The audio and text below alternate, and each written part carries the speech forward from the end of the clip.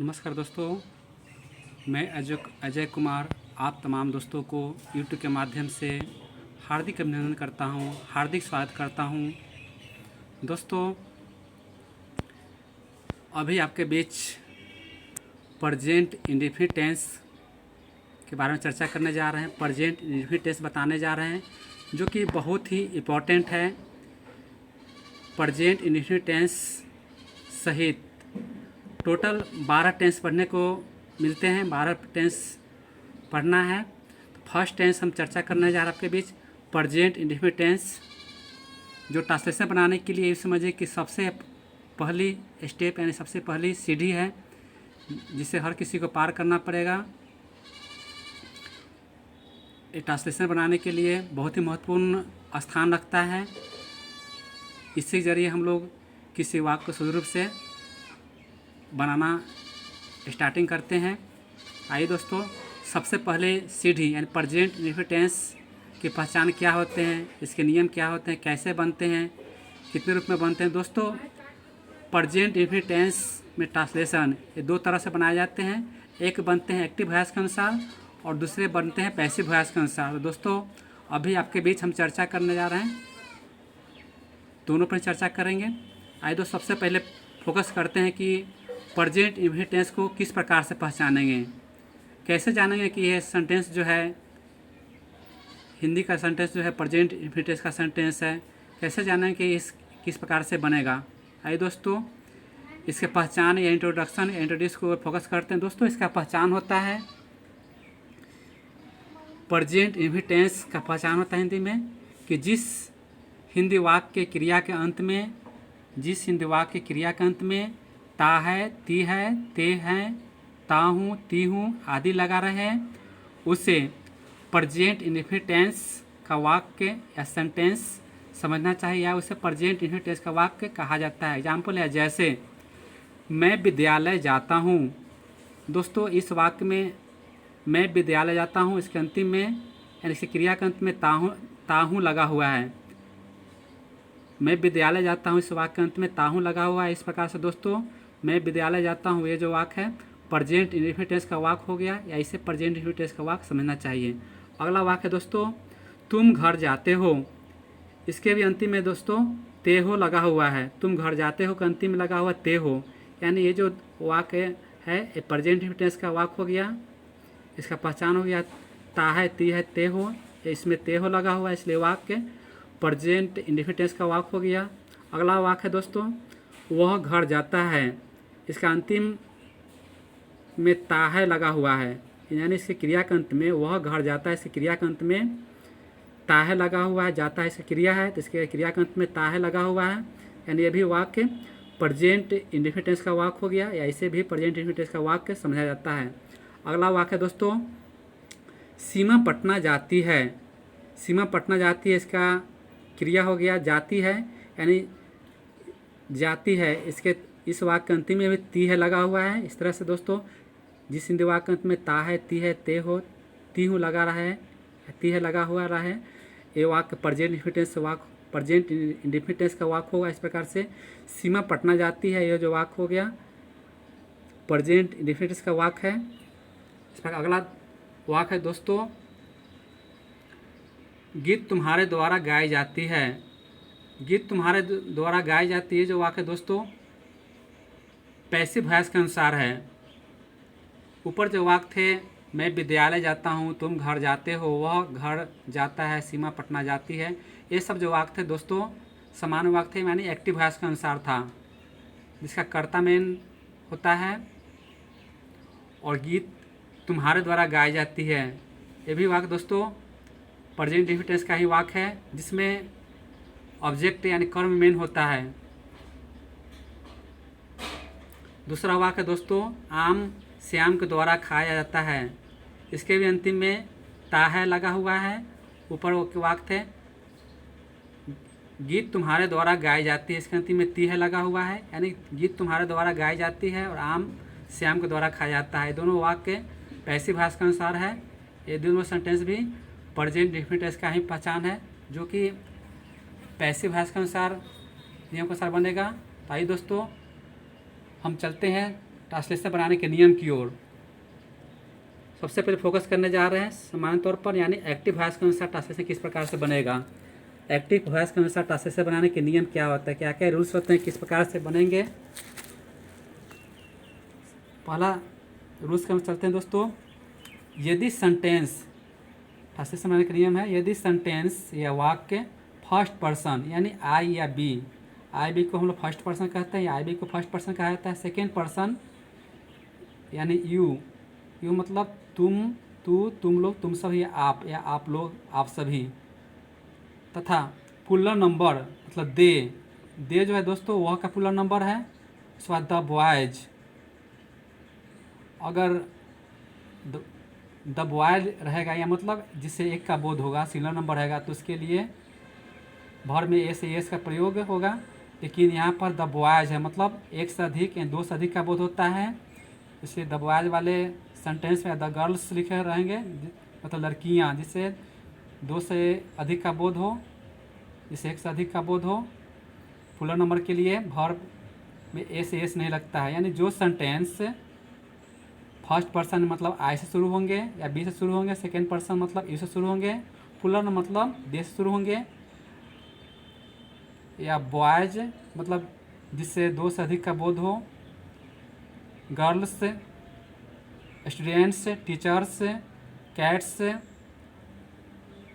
Cause, इस प्रकार से जो भी पुलर नंबर के से शुरू होने वाले सेंटेंस होंगे या फर्स्ट पर्सन से शुरू होने वाले सेकेंड हो गए पर्सन से शुरू होने वाले सेंटेंस होंगे, तो इन सब के लिए वर्ब में कदापि भी नहीं एस का प्रयोग नहीं होता है, कभी भी एस का प्रयोग नहीं होता है।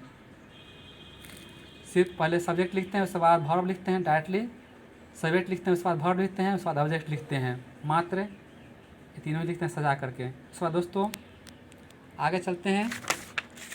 यदि वाक्य या सेंटेंस थर्ड पर्सन यानी थर्ड पर्सन के सिंगुलर नंबर से शुरू हो, थर्ड पर्सन में हो, सिंगुलर नंबर में हो, यानी जिससे मात्र एक का बोध हो, जैसे ही जो कि पुरुष का बोध कराने के लिए आता है, पुल्लिंग का बोध कराने के लिए आता है, पुल्लिंग में एक वचन के बोध कराने के लिए आता है। सी जो कि स्त्रीलिंग का बोध कराने के लिए आता है, लड़कियां के बोध कराने के लिए, लड़की के बोध कराने के लिए आता है, जो कि एक वचन में आते हैं।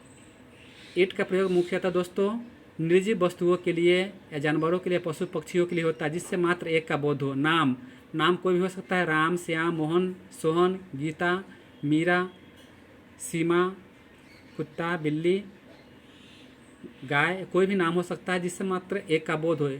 इस सबसे अगर वाक्य शुरू हो तो वर्ब मतलब क्रिया के इंग्लिश से जैसे पढ़ना, लिखना, बोलना, ये सब के इंग्लिश में एस या एस लगता है।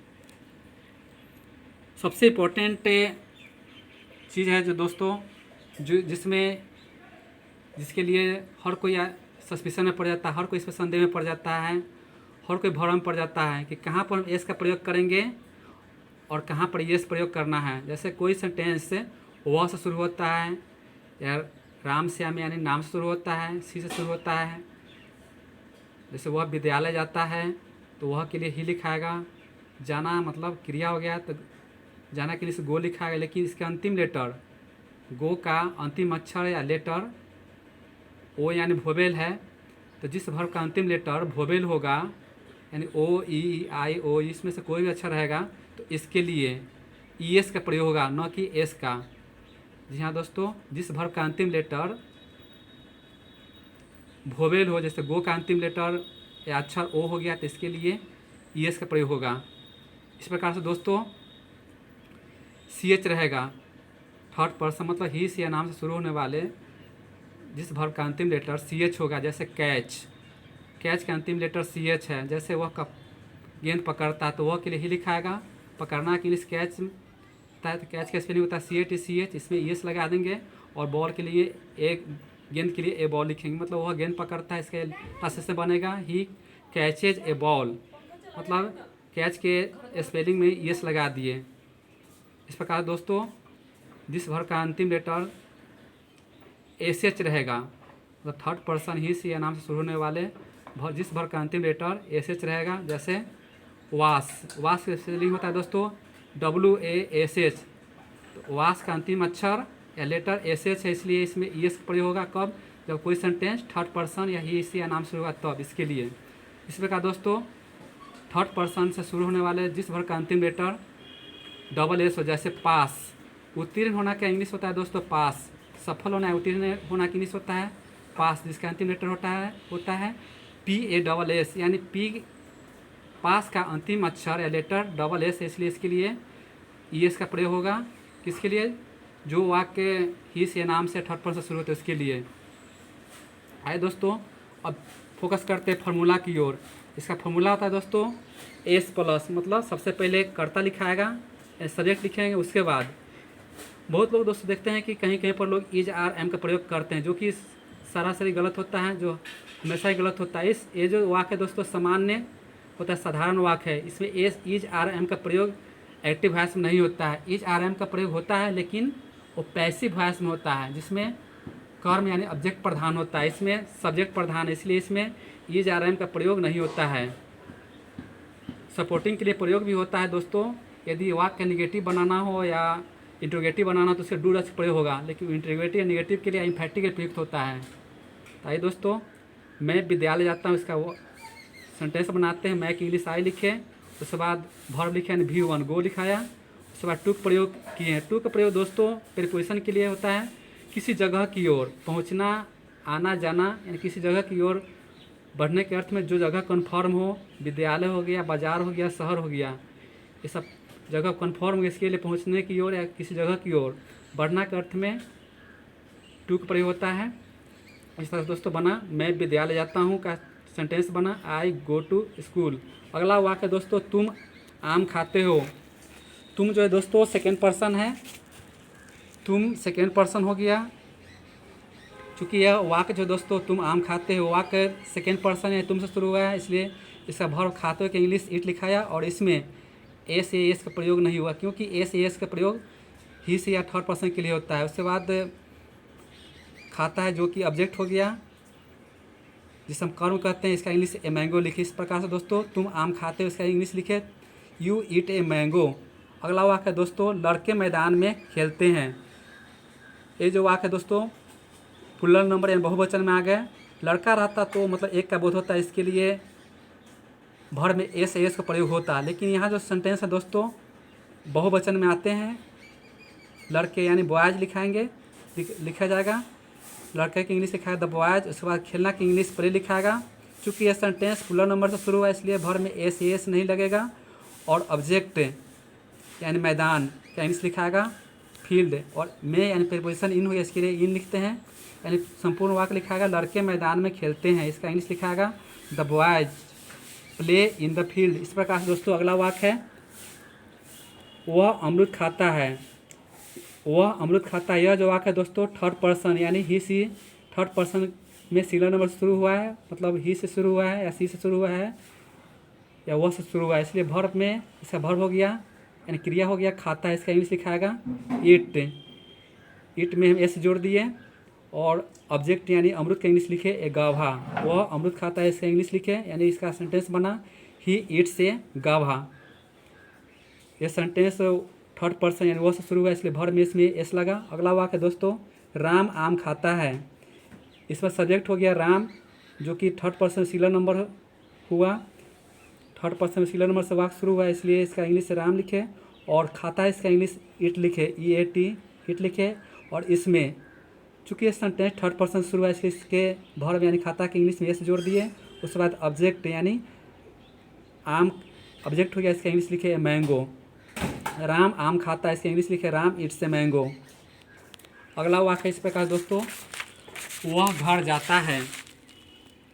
वह घर जाता है, इसका इंग्लिश लिखाएगा, चूँकि वह जो है दोस्तों थर्ड पर्सन है, थर्ड पर्सन में भी सिंगुलर नंबर है, तो थर्ड पर्सन से जो वाक्य शुरू होगा तो वर्ब यानी जाता है, आता है, पहुंचता है, इसके इंग्लिश में एस या एस का प्रयोग कहीं भी नहीं होता है।